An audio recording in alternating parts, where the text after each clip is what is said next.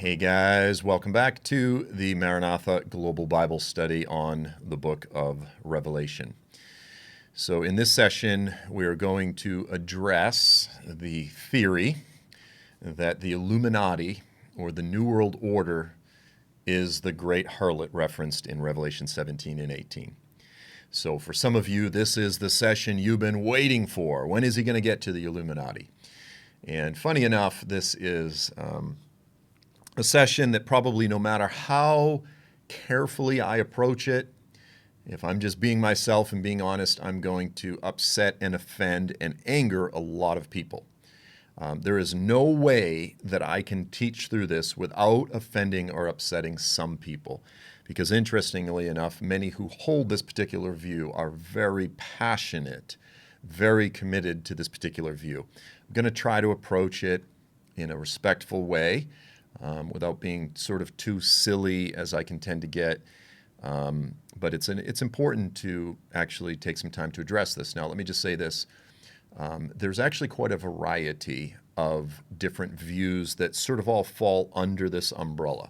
So there are some people out there in the church who say, well, it's the great harlot is actually the UN. In which case, if they're very specific and they say the UN, then they may even go so far as to say, in the city of Brussels is this the great city, the great harlot.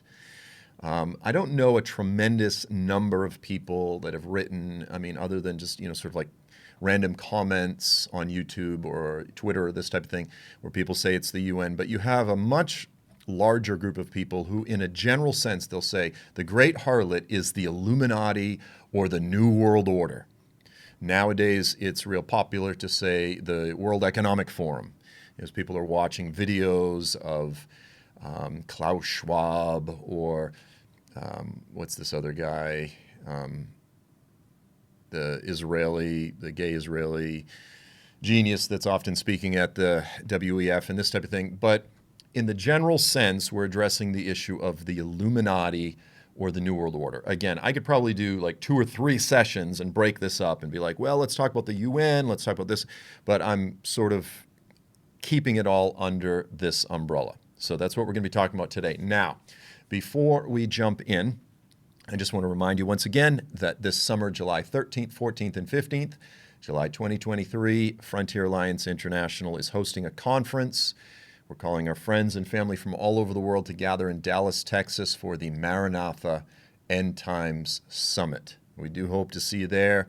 For more information and registration, go to maranathaSummit.com.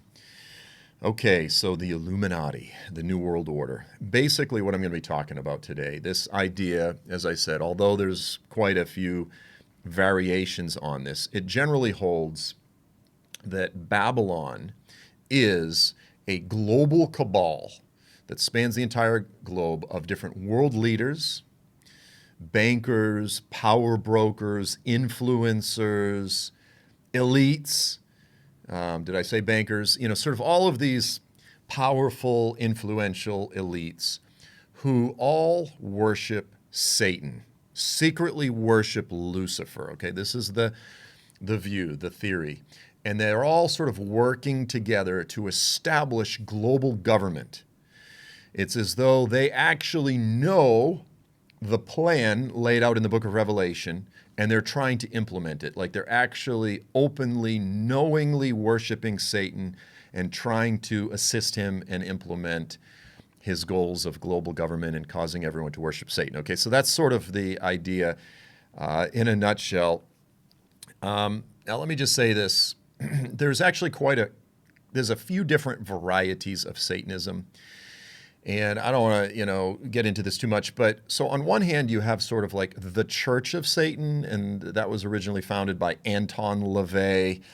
So I'm a child of the 80s. So picture like kind of back in the 80s, this 18-year-old kid, or I guess it could even be a 25-year-old kid or a 30-year-old kid who lives in his divorced mother's basement. And he's just kind of a morbid flake, bad socially, so he becomes a Satanist and he thinks that makes him cool or whatever. Like that's kind of, to me, the Church of Satan. But then you actually have Luciferianism. And that's actually a little bit different. It's though Luciferians is though they actually have a whole theory that there is this Lucifer and that he's actually the good guy. And the Bible itself casts Lucifer, the light bearer, as the bad guy. And, it's this whole kind of twisted thing. It's like, no, actually, Yahweh or Yehovah, the God of the Bible, has actually tried to frame Lucifer as a bad guy, but we have all the inside knowledge and blah, blah, blah. So there's actually quite a difference between the Church of Satan and Luciferianism. And even with this theory, as I said, there's quite a broad, different array of views. And so I'm just trying to address this in a general sense. When I say Illuminati, New World Order, again, the idea is that you have all of these power brokers, these world leaders that are part of these secret societies, these secret clubs, these secret organizations, and they're all working together. So whether it's some banker in China and another influential Saudi prince and a guy in Canada, like all over the world, they all are part of the same secret religion. So this is the idea. Again, very sort of popular in the church today. And let me just say this before I really jump into this. There's a book out there called Conspiracy Culture. I should have brought the book, and I can't remember the name of the author. It's an excellent book. I actually recommend anyone who studies the end times to read the book, Conspiracy Culture, where the author does an excellent job of surveying the history and the development of a lot of the popular ideas that you will frequently see in the comments section on YouTube every time we make a video. You go, okay, that mentality, you go, I see that mentality, I'm familiar with it. This book does a great job of telling the history of where a lot of these ideas came from. So for what it's worth, let me just say this, and this is going to upset a lot of people, but the Bible never teaches that there's going to be a New World Order. The Bible actually never teaches that. Overwhelmingly, what the Bible teaches is that the Antichrist will raise up a coalition of 10 nations. With him, that it's sort of yea, the 11th, but the beast has 10 horns, 10 nations. It actually doesn't teach that every single last nation in the world will come under his authority. For example, you have references in Daniel 11, roughly verse 40, where the Antichrist says news from the north and from the east alarms him, and he lashes out to destroy many people. There seems to be nations that are not under his control, not under his authority. It says, again there in Daniel 11, he will invade many nations. It says, but these will escape his hand, Moab, Edom, and the sons of Ammon. So it actually seems to be pointing to the nation of Jordan. It says they will escape his hand. So even if there's just one nation you don't have control over, you don't control the entire globe. It says in Daniel 9:27, hear this one, it says, wars are decreed until the end. So if there are wars right up until the end, logically that proves that there are resistor militaries. Not everyone is under the control of the Antichrist. There are wars. There are nations at war with one another until the very end. If there are wars, there must by necessity be resistor militaries. If there are resistor militaries, there must be resistor nations. Okay, so there's really quite a lot of evidence that the Antichrist will not control every single last nation in the earth. Jesus will control every last nation in the earth, to be clear. Now, there is the verse, because there will be people that will get all upset, but it says in Revelation 13 that the Antichrist will cause people great and small, all over the world, people from every tongue, tribe, people and nation to take the mark, and if they don't take the mark, okay, so when it says people from every tongue, tribe, people, and nation, you kind of go, well, that sounds like the entire globe. And this is where, again, I'll upset a lot of people, but the Bible is using hyperbole. It doesn't literally mean every single last nation will come under his authority. Now, he'll have, I have no question, tremendous influence. His tentacles will reach into every nation in the world, but it doesn't necessarily follow that he will control every government, and that every nation in the world will be forced to implement the beast system. For example, identical language, people from every tongue, tribe, people, and nation, this type of thing. It says, for example, that Cyrus, the king of Persia, it says that he had authority over every tongue, tribe, people, and nation. But he didn't. He controlled a massive empire in the day, the whole Middle East, Persia, extending all the way up into Europe, but he didn't control China. And there was a massive dynasty. There was a very well-established civilization in China at the time. He didn't control China. He didn't control Canada or North America or South America. He didn't literally control every... So the Bible often uses hyperbole. This upsets people. Like, I take the Bible literally. In the days of Caesar Augustus, a decree went out that all the world should be taken should be counted. Was China part of the census that the Caesars? No. The Caesars engaged in a census of the Roman world, but it says all the world. So this is very common. I'm not going to do a whole lesson on hyperbole, but the point is this. Other than that verse, than that statement there in Revelation 13, that's the only verse that could be used to suggest that the Antichrist will control every tongue, tribe, people, and nation, but you have other very clear verses that state he won't, that he will actually be at war. And the overwhelming emphasis of the scriptures is that it will be a 10-nation coalition. And then he will be, as I said, the 11th that rises up and displaces 3. Okay, so multiple times, I want to say 8 times, it might even be more, whenever Daniel or the book of Revelation mentions the number of nations under his control, it's 10.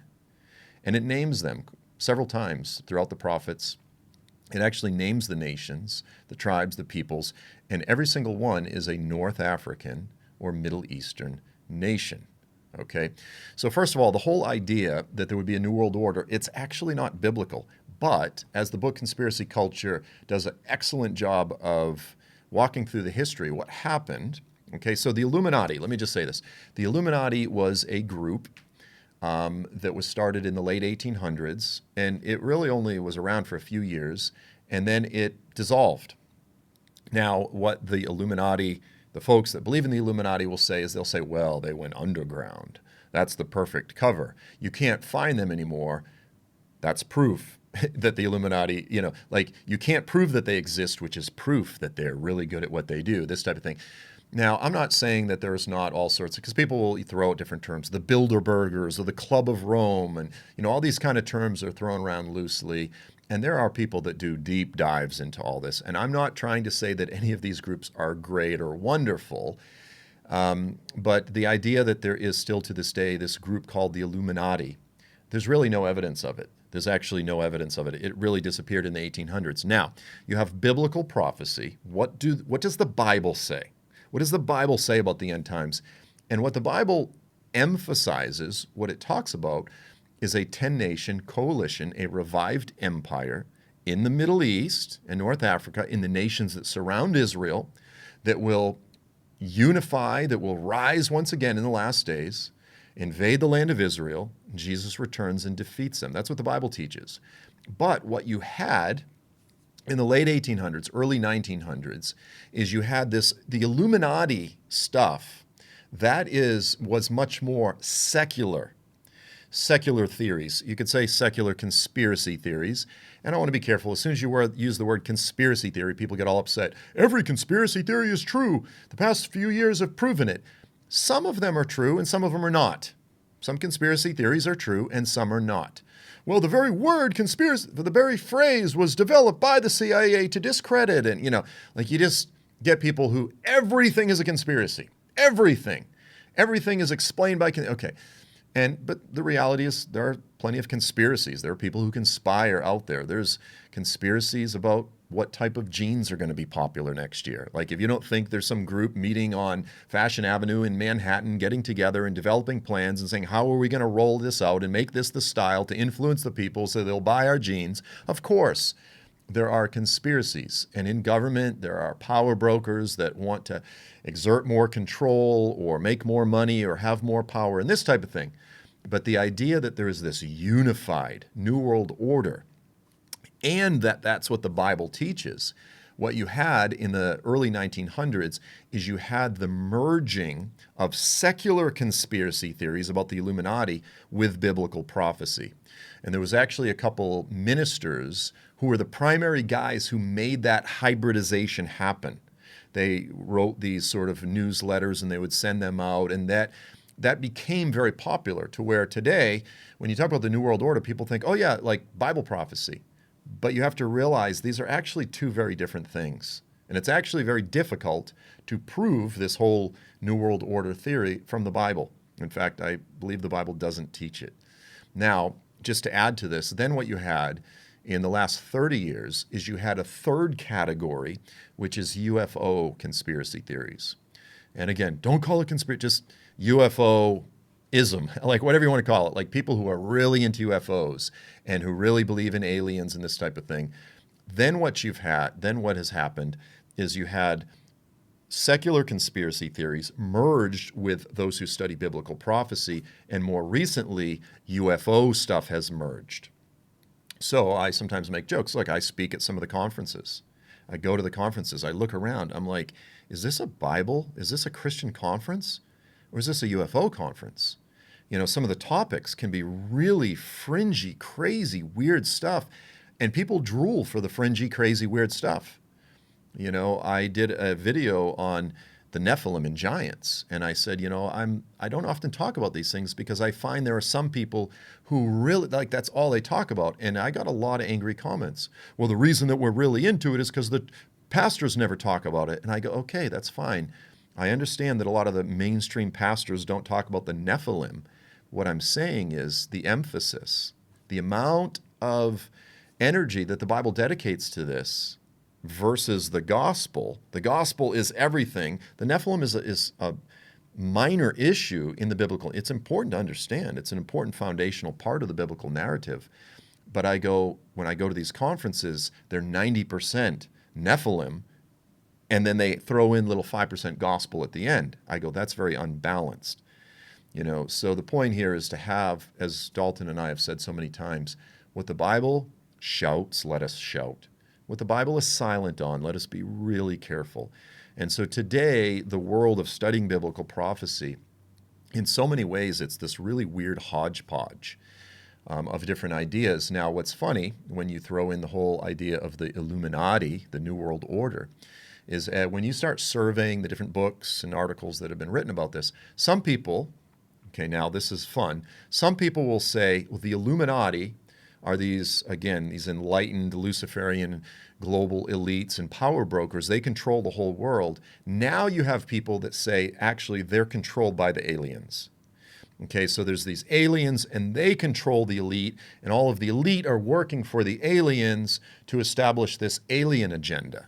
Then other people say, no, actually, the aliens and the Illuminati are at war with each other. And like, you go down the rabbit hole, it's crazy. And it's kind of sad and scary, and at times it's also a little bit funny because it's just, you go like what this guy says versus this, and they act like they have all of this inside information and this type of thing, and it really drives people. Now, I made some comments in one of my previous videos, and I don't remember which one.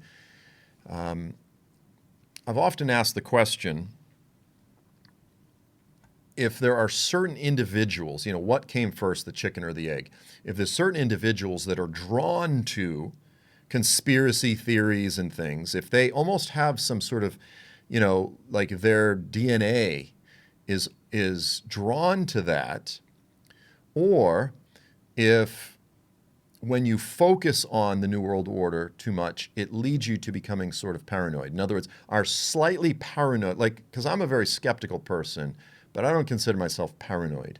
Are people who have a tendency to be a little paranoid really drawn to conspiracy theories? Or if you simply listen and focus on conspiracy theories too much, it leads you to become paranoid. And it's really hard to know which comes first. The reason I say this is because I've had a few friends over the years who, you know, I told the story once where, you know, for years I painted. I had a decorative painting company, but before that I used to work for a guy. And, you know, great brother, godly guy. I mean, he was a man of prayer, but all day long he would listen to Alex Jones. And then when Alex Jones was over, he would listen to even like more hardcore local, you know, I'll say conspiracy theory radio that makes Alex Jones seem kind of mild. And when you're subjecting your soul, your spirit to that 5, 6, 7 hours a day, this dear brother eventually slipped into schizophrenia. He used to pray in the mornings, and, you know, he was, as I said, a man of prayer. And then after a while, he started telling me that he believed that American psychic spies were spying on his prayer life. I was like, what are you talking about? And he goes, yeah, I can hear him. I can hear him chuckling and laughing sometimes when I'm praying. They're mocking me. Oh, these guys are bad. And I'm going, okay, you hear voices. And he goes, yeah, they're sitting in the background listening to my prayers. And I go, why are they dedicating themselves to your prayers? And he goes, well, because they disagree with my prayer, and this type of thing. He slipped into really delusional schizophrenia. And I go, is that because he listened to this type of radio all day long and soaked his spirit in it? Or did he always have a propensity to schizophrenia and therefore was drawn to, I don't know. I don't know the answer. I don't know the answer to that. But I am at times concerned with people that are overly given to these things, overly given to conspiracy theories. Now, again, the past couple of years with COVID, this and that, they have exploded. And look, we've seen a lot of malicious or, even just like very selfish corporations and different things lying to the public, treating us like idiots. If you suggest anything other than their narrative, they go, oh, these baseless charges, and they denigrate you, and it just makes you want to respond, and it makes you angry. And like the government and the corporations, they have done a great job, the pharmaceutical industry and all of this, they've done a great job of feeding the flames of distrust, of paranoia, and of conspiracy theories. But for example, let me just throw this out. So for right now, the big thing is the vaccines. Everyone's like, oh, these people are dying. They're dying suddenly. And I go, okay, I've seen the videos. This guy's playing soccer. He's playing football. He dies suddenly. This happened. He's dying suddenly. There's a whole documentary about it. But I've also seen videos that are circulating online, and they go, look at all these people, all these videos dying, people passing out, dying suddenly. Every single person in one of these videos, they were all passing out in public on TV. They were all long before COVID. So you can watch a video and go like, oh my gosh, look at all these people are dying suddenly. This is clear proof that everyone's dying suddenly from the vaccine. And I go, but all these people didn't even have the vaccine.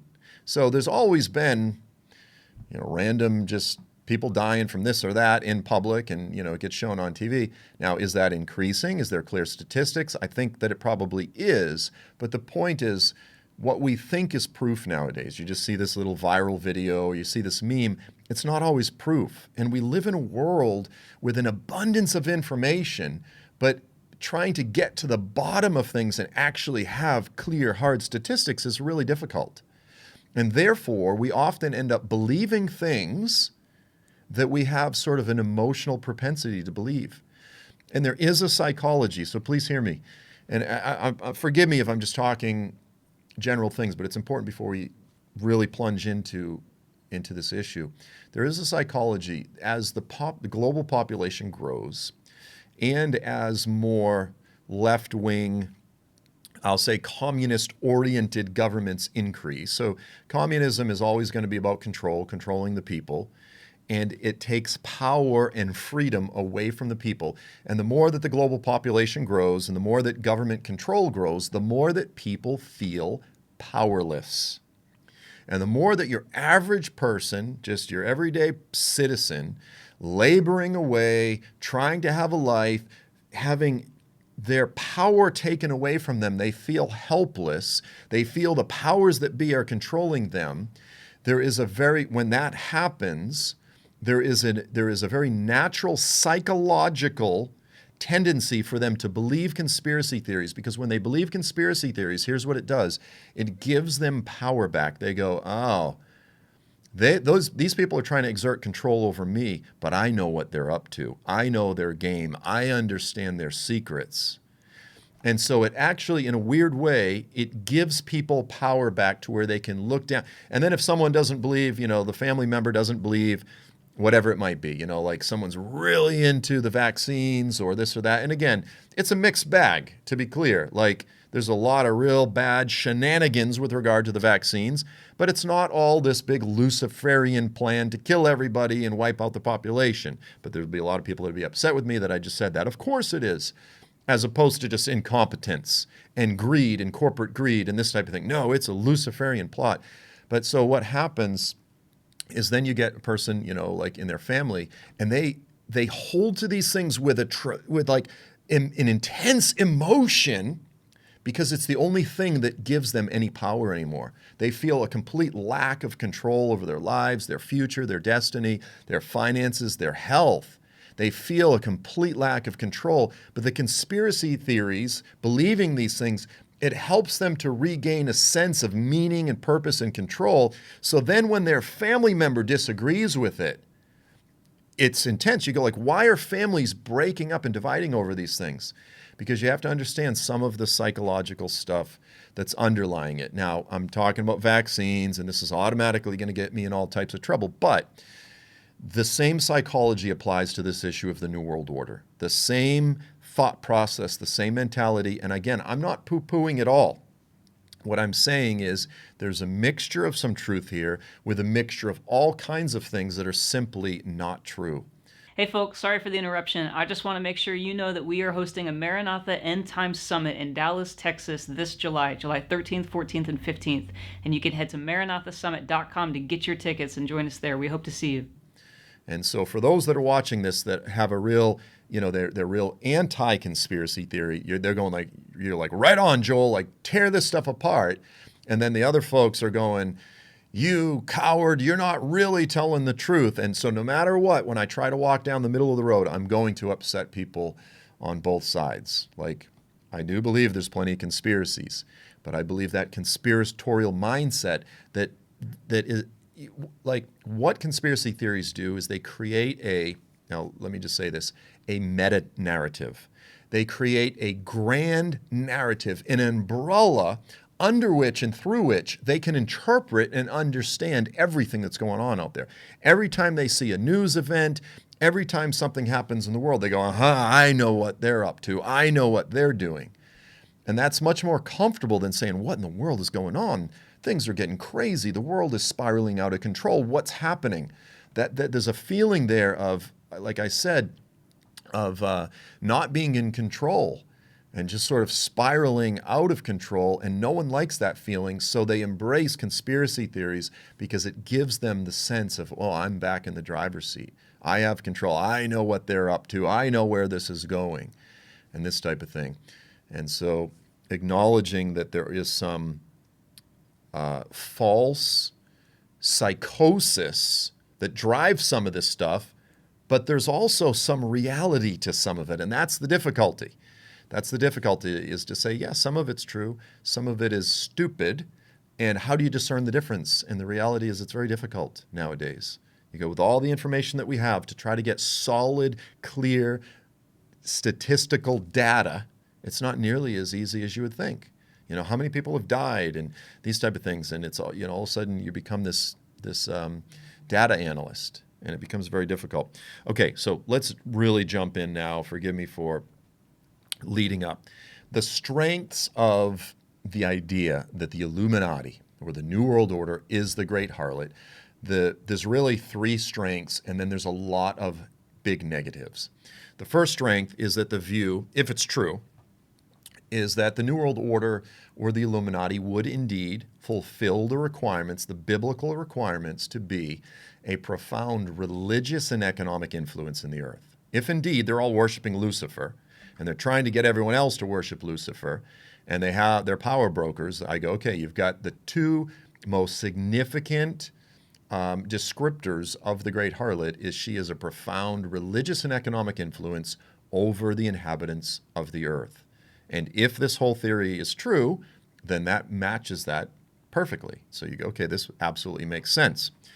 Second, it would also fulfill the requirement, the criterion of controlling many of the peoples and the kings of the earth. Okay, this is, again, one of the primary descriptions of the great harlot is that she sits on many waters. She has sway over the kings of the earth. If indeed there is this powerful elite global cabal, this New World Order, they control the kings and the peoples of the earth. You go, yeah, that matches the biblical description there perfectly. The third strength is that because of the secretive nature of the Illuminati, the New World Order, and all that, because the idea that they're actually all in the shadows and behind the scenes, that also fulfills the requirement in terms of how the harlot is described when she says, for example, I will be queen forever and no one sees me. Isaiah 47, verse 7 and 10. No one sees me. Like the idea is I can get away with all this stuff. I'm flagrant. I'm, brazen in everything that I do, and no one even sees it. So in that sense, those are the three primary ways that the harlot fulfills a lot of the biblical criteria. Now, sorry, I'm getting text here, and I need to put it in airplane mode. Let's look at some of the primary problems with this view. First of all, this view, whether you who are watching this hold this view or not, it relies heavily. If you really read, and when I was writing my book on this, I read too many books to count to try to really get a grasp on what is being taught. And this view, again, the Illuminati, New World Order, is the great harlot. It relies heavily, every book that I read relies heavily on the Nimrod myth. Okay, we did a whole session where I talked about the Nimrod myth, as well as Alexander Hislop's book, The Two Babylons, which I've already talked about. Alexander Hislop was a brilliant, amazing researcher who, no question in my mind, was schizophrenic. There's no question in my mind that he clearly gravitated heavily toward schizophrenia. And so essentially what they say is that Nimrod founded the original New World Order, and the Antichrist is the one that will do his best to revive the Tower of Babel. Okay, and that the religion of Nimrod, the Luciferian religion of Nimrod that he founded back there at the Tower of Babel, it has always existed under the radar. It's existed through the Roman Catholic Church, and then this and this, and the Masonic Lodge, all these secret societies, and today it has been preserved by Satan under the radar. It's not like a global religion. It's not like you can go to church and go to well, maybe you can now, these days, the Luciferian church or whatever, where you're going to see Bill Gates and all them worshiping. No, it's all hidden, okay? And so when you read a lot of the books, they rely heavily on the Nimrod myth, on Alexander Hislop. Now again, as I talked about in that session, the Nimrod myth relies, there's only, I think I said 8 verses in the Bible about Nimrod, 8 verses about the Tower of Babel. We don't have a tremendous amount of information in the Bible. All of the information about Nimrod that Alexander Hislop draws from and that the whole larger Nimrod myth draws from are extra biblical books that are not part of the Bible. And you go, well, they're true. You go, okay, well, if they're true, the problem is they disagree with each other. One document says Nimrod was a righteous guy. Another one says, oh, no, he was evil. Another one says, oh, he married this woman named Semiramis. And then you go, the problem is history says if there was anyone named Semiramis, she lived like 1,000 years after Nimrod. So no, these books are wrong. Like they have verifiable lies or false claims in them, and they contradict each other. So how do you, so in other words, how do you build an entire doctrine, an entire theory based on documents that we have no idea if they're true or not true, right? Like our doctrines should be built on the scriptures. The Lord has not said, here's a mystery, I want you to figure it out. But the only way you're going to figure it out is if you really study extra biblical documents, conspiracy theories, and that is the key for you to be able to understand and interpret the book of Revelation. I don't think the Lord has left us this way. I think he's actually given us enough information in the scriptures themselves to be able to identify this very important entity that is such a main focus of the book of Revelation. Here's a quote from the book, The Babylon Code. It was written in 2016. Now, listen to the language here. He says, to solve the Bible's greatest riddle. And he's saying the greatest riddle is the identity of Mystery Babylon. He's saying to solve the Bible's greatest riddle, it's not a matter of reading the Bible. He says we need to go far back into the distant past to a time not long after Noah's flood in ancient Babylon. There, in the cradle of civilization along the Euphrates River, are the clues we need to piece together a cosmic jigsaw puzzle that predicts what is happening in our world today. This prophetic mind twister has its origins in Babylon. In the biblical story, the human race, speaking one language, gathered in the land of Shinar a few generations after the Great Flood. At the time Nimrod ruled Babylon, Nimrod married an alluring prostitute named Semiramis and built the Tower of Babel. So you can see here, he says, in order to solve the Bible's greatest riddle, this jigsaw puzzle, the key is to understand Nimrod. But where do all of the ideas that follow about Nimrod come from? Not from the Bible, from extra-biblical traditions, which altogether have created what I call the Nimrod myth. It's a story that's been pieced together by people because it works. It sounds good. It gives them a grand narrative, an umbrella under which they can explain everything. The problem is you can't validate it. You can't prove it. You have no idea what's true and what's not. You can't just say, well, I choose this document because it says something that fits with my theory, but I reject this other document because this one says Nimrod was a good guy. And that doesn't work with my theory, so I throw that away. Well, why do you say this one document has better authority than the other one? They're all just random ancient letters and documents in the Talmud or, different things like that. The book of Jasher and so on and so forth. Here's another book. I don't have the title written down here that's talking about this. He says the Tower of Babel likely involved advanced technologies. So this is, you start really going down the road of the History Channel, ancient aliens and like ancient technologies and all, but listen to this language. The Tower of Babel likely involved advanced technologies. So like you're talking just after the flood, technologies that were so advanced that they're superior to today. And I know there's some weird stuff out there. Don't get me wrong. The Tower of Babel in the word Babel or Babili means the gate of the gods. Here we are. Thus, the purpose of the Tower of Babel may have been to act as a kind of portal for interdimensional beings to enter the earthly realm. So here you go. It was a portal where interdimensional beings, and then he goes on, all of the ancient mystery religions and secret occult societies were birthed. There it is. All of the secret societies hidden under the radar. Ancient code is weaved into the interdimensional fabric of ancient Babylon that is connected to a dimension outside of time and space that we are only now beginning to understand. And so you get into all of this stuff, stargates and portals and giants and aliens and and this is what I'm saying is I go to these conferences and I go, is this even a Bible conference? I hear 5% Bible, and I hear all these discussions about aliens from the 11th dimension and Nephilim and giants and this and that. And again, all these Christians like, wow, this is really out there. And I'm going, we're getting off track. We're getting really off track. Let's talk about the gospel. Let's talk about evangelism. Let's talk about missions. Let's talk about embracing the cross. Let's talk about patient endurance. I'm not poo-pooing all of this stuff.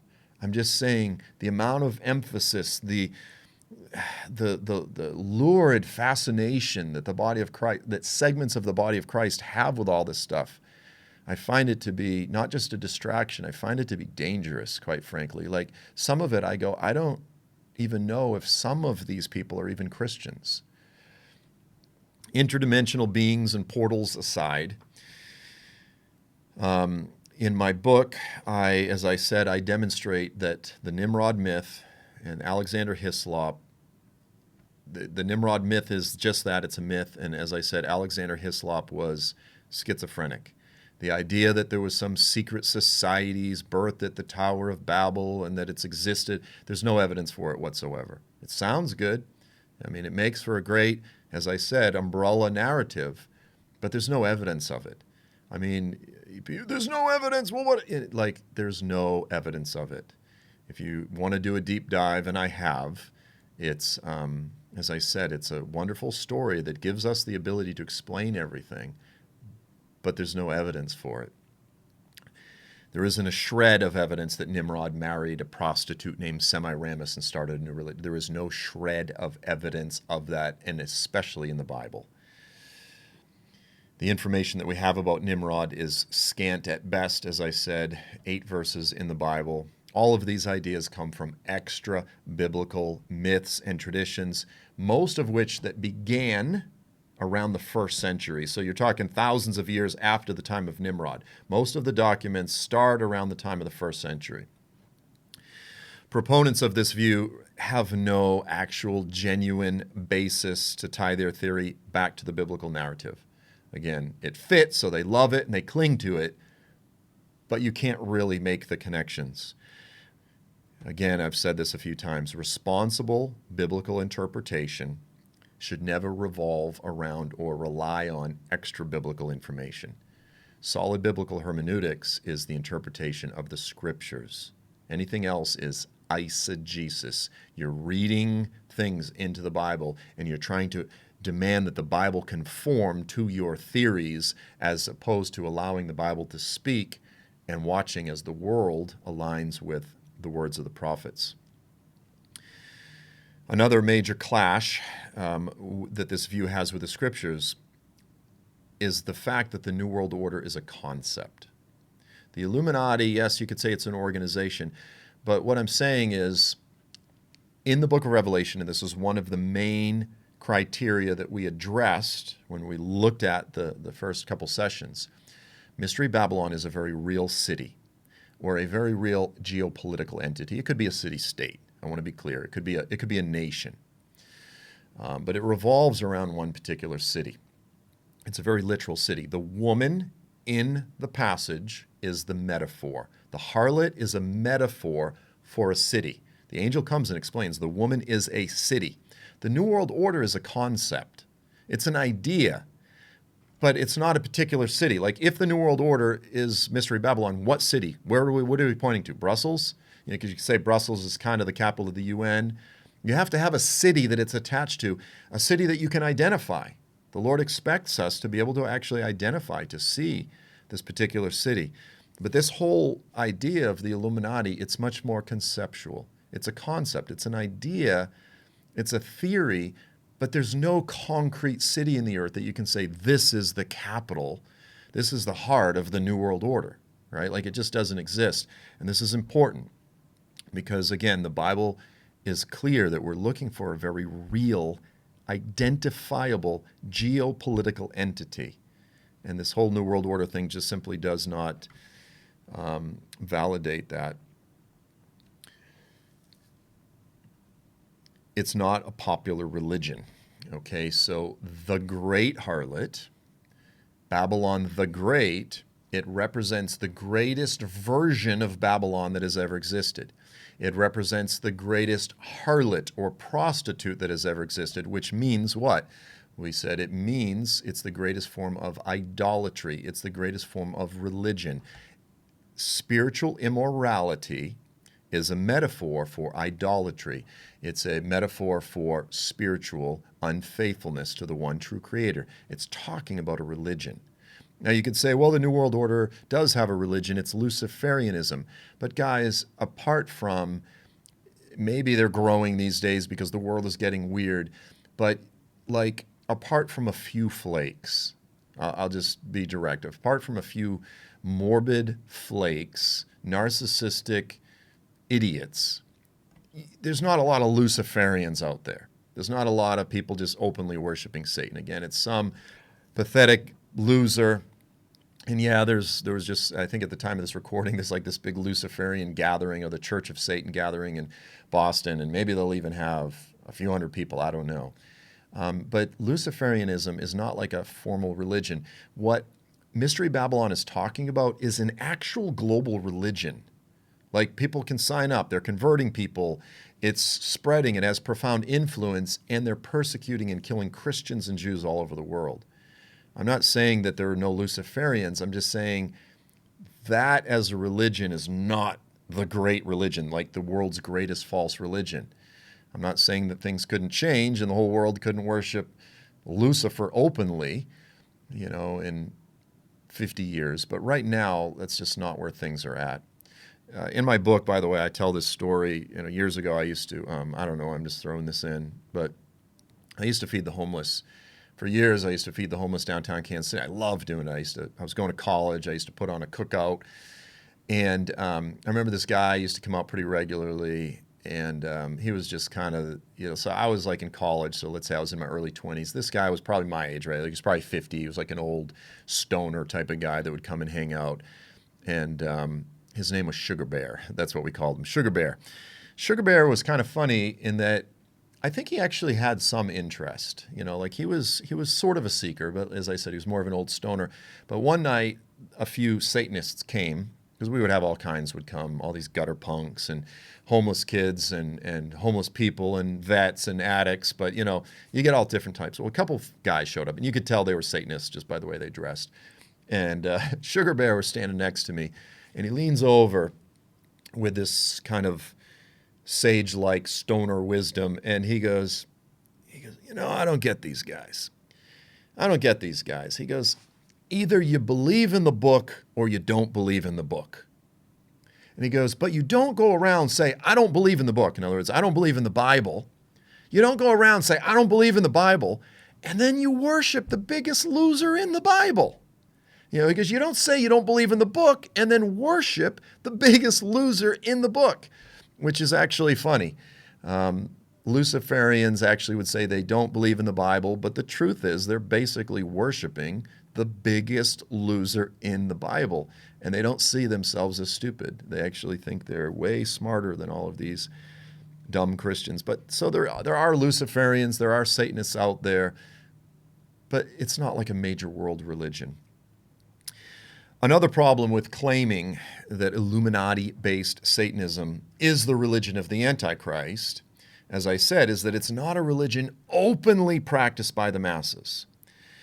Adding to the difficulty of this, according to this view, the Illuminati cabal worships Satan specifically in secret.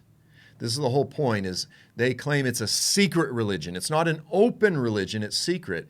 But what Mystery Babylon is doing, it's open. She's holding up the cup. She's trying to tempt and allure all of the inhabitants of the world.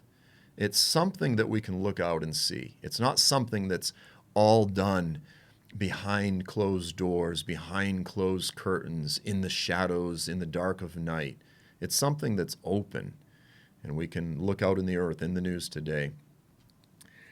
Satan has always disguised himself as other gods. Satan doesn't just come out and say, all right, guys, I'm the devil, I'm the serpent, I'm Satan, worship me. He goes, no, I'm Zeus, I'm Baal, I'm Marduk. He even pretends to be Allah.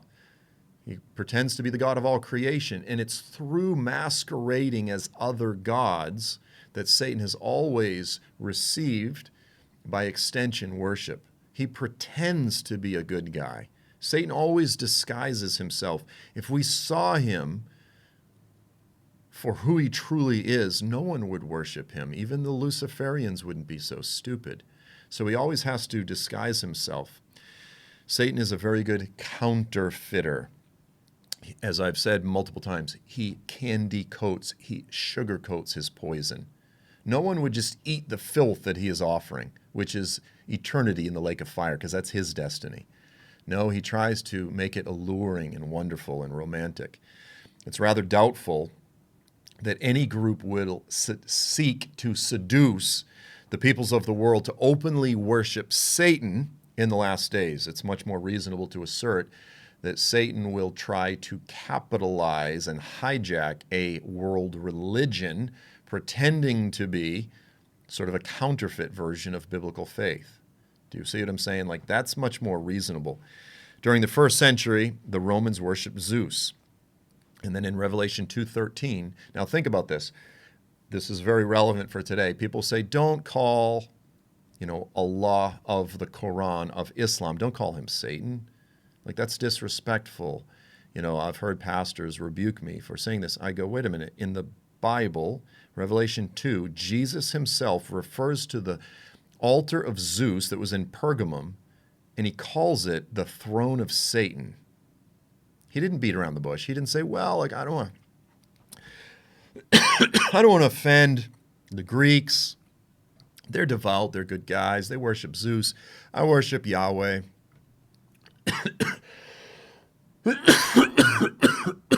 Excuse me.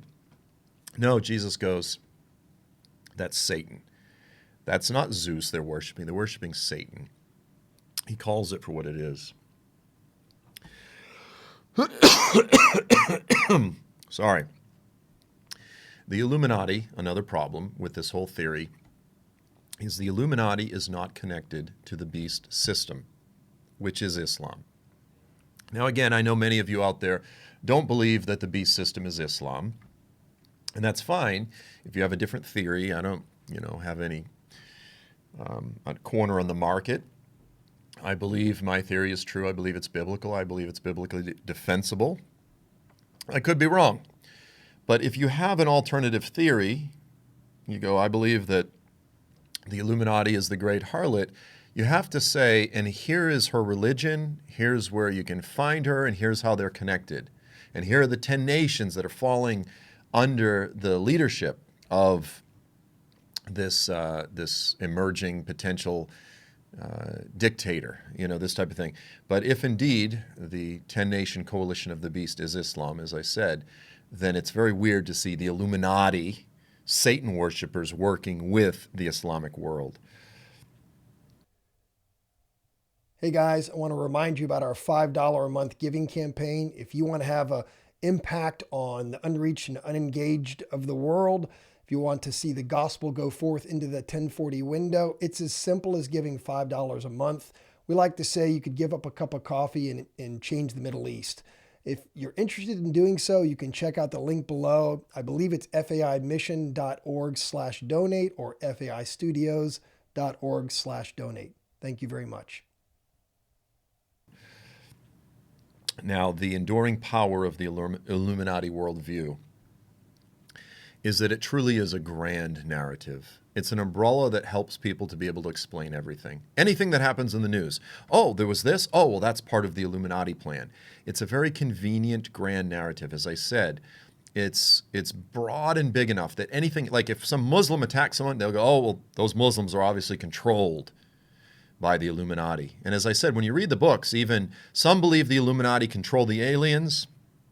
Some believe the aliens control the Illuminati. Some believe the Illuminati actually are aliens. Like, they're actually these shapeshifters. And you go, well, that's stupid. Guys, I've actually had people accuse me of being an Illuminati, literally a reptilian shapeshifter. Like, it's silly, but I've had people comment, I have seen Joel shapeshift. And granted, my weight fluctuates a bit, but I can't transform into other animals. I can assure you I'm very much a very regular human. But this is the thing, is like I look at this and I go, there are Christians, like once they go down this road, it kind of becomes like this fascination with Satan. It's like they give Satan so much power. He controls everything. And they actually even believe that anyone, any preacher out there, anyone that has any platform, obviously they're part of them. They're part of the Illuminati. And I go like, you guys are giving Satan so much credit and credence. Like, look, I've said this, I've quoted this statement quite a few times. Never, and I'm probably botching it a little bit, never ascribe to malice what can be explained through incompetence. In other words, whenever there's humans involved, there's incompetence. And oftentimes all kinds of horrible things happen because people are evil, selfish, narcissistic, money grubbers, and incompetent. But the idea that everything is this cosmic plan and all of these global Kabbalists are all working together, I go, guys, have you ever been part of an organization? Have you ever been part of like any corporate setting where you have these meetings? You go, we just had a 45-minute meeting to discuss how we're going to resolve some issue that's going to get filed away, and next month we're going to have another meeting and we're going to file it away, and no one is ever going to change anything. This is the biggest waste of time. I don't know if you guys remember, I think they still have them. It's a website called despair.com, and they put out these corporate posters. So one of the posters, it'll say things like, it's copying some of these corporate inspirational posters. Teamwork, let's all work together. Together we can accomplish, whatever. It's making fun of that. So, for example, there's one that says like, get to work. We don't pay you to fulfill your dreams, like type of thing. But it has this one where it has all these hands, they're on top of each other. And it says, teams. Together, we might be able to accomplish what one person probably could have done much quicker. The point is this: organizations, when humans are involved, are always in conflict. They're bureaucracies, they waste time, they divide, everyone has their own agenda. The idea that the body of Christ can't get along, but Satan and all of his followers, they can get along just perfectly. They're working together. They're going to control the world. And I go, do you really think that Satan's kingdom, like it says a kingdom divided against itself can't stand. Do you think Satan is better at organizing than the people of God are? Do you think Satan's actually better at this game than the Lord himself? I go, guys, like if there's humans involved, any type of government or whatever, it's going to be a mess.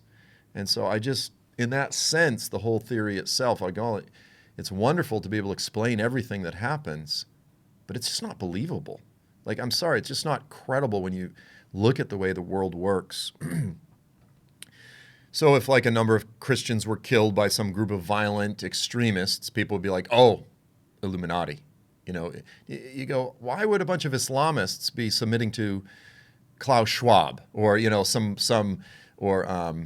the guy's name? The Hungarian, you know, George Soros. So, you know, whoever you think is the ringleader, you know, like why would a bunch of Muslims submit to him?